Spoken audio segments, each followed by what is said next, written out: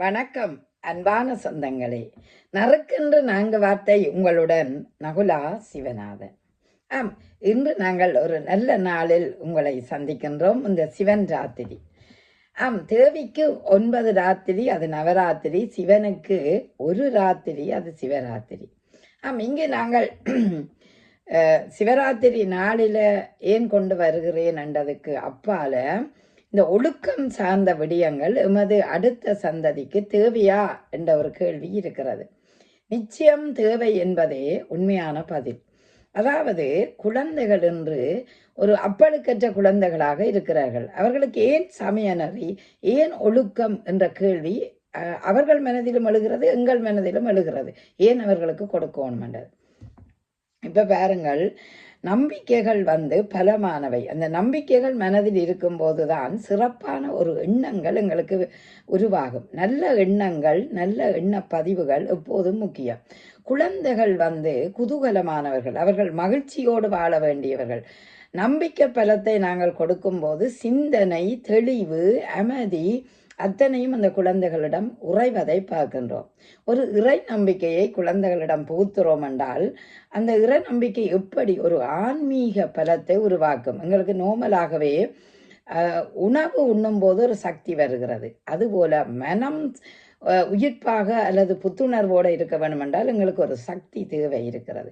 அந்த சக்தி ஒரு நம்பிக்கையா அப்பாற்பட்ட சக்தியாக எங்களுக்கு இருக்கும் என்றால் அது குழந்தையின் மனதிலே ஒரு நம்பிக்கை விதைகளை உருவாக்கும்.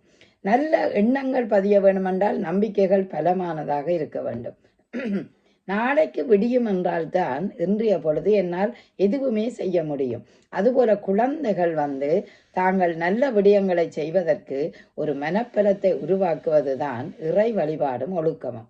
அந்த வகையிலே ஒழுக்கமான விடயங்களை நீங்க சின்ன வயது தொடக்கமே சொல்லிக்கொண்டு வந்தால் அந்த பிள்ளை திறம்பட தன் வாழ்க்கையிலே அதை எடுத்துக்கொள்ளும். அதுபோல இறை நம்பிக்கையும் அவர்களுடைய மனதில் ஒரு அமைதி, நிம்மதி என்று பாருங்கள், நிம்மதி ஏற்பட வேண்டும் என்று பாருங்கள். ஒரு அவசர யுகமும் கைத்தொலைபேசி வரமும் அதே நேரம் அந்த ஒரு அறிவியல் சூழலுக்கும் இருக்கிற குழந்தைகள் இவற்றுக்குள் அடிமைகளாக இருக்கிறார்கள். அவர்களை நல்ல ஒரு தெளிவை ஏற்படுத்த வேணுமென்றால் நாங்கள் என்ன செய்ய வேணும்? அறிவோடு வளர வேணும், ஆற்றலோடு வளர வேணும், குணத்தோடையும் அவர்கள் சிறந்தவர்களாக உருவாக்க வேண்டும் அல்லவா? அதற்கு எப்படி அடித்து திருத்தினால் வருமோ? இல்லை. அனுபவ ரீதியாயும் உணர்வு ரீதியாயும் அந்த குழந்தை அன்பே உருவானவர், அன்பே சிவமே, அன்பே எங்களுக்கு என்றும் நன்மை தரும் என்று அந்த ஒழுக்கத்தையும் அன்பையும் கொடுக்கக்கூடிய நிலையை உருவாக்கினால் குழந்தைகள் மகா கெட்டிக்காரர்களாக இருப்பார்கள். அவர்களுடைய மனதில நிம்மதி இல்லாமல் இருக்கிறது. அந்த நிம்மதியை புகுத்த வேணுமென்றால் இறை நம்பிக்கையோடு சேர்ந்த ஒழுக்கம் இருந்தால் மட்டும்தான் அந்த குழந்தைக்கு நிம்மதி உருவாகும். ஆகவே நிம்மதி, மனச்சாந்தி, மன மகிழ்வு, நிம்மதி இருக்கும்போதுதான் அந்த இடத்துல ஒரு தெளிவான எண்ணம் பிறக்கும். நீங்க பாருங்கள், அமைதியான நதியினிலே ஓடும் ஓடம். அங்க பாருங்கள், அமைதியாக மனம் இருக்கும்போதுதான் அதில் விதைக்கப்படுற அந்த எண்ணங்கள், சிந்திக்கிற எண்ணங்கள், தெளிவான ஒரு மனநிலை அந்த குழந்தைக்கு உருவாகும். நல்ல நிறைய சிந்தனைகள், அதுக்கு புது புது தேடல்கள், புது புது புத்துணர்வுகள், இன்னும் தேட வேண்டும் என்ற ஒரு ஆர்வம் உருவாகும். ஆகவே அதற்கு அடித்தளமிட வேண்டும் என்றால் சின்ன வயது தொடக்கமே குழந்தைகளுக்கு இறை நம்பிக்கையும் ஒழுக்கத்தையும் உருவாக்குங்கள்.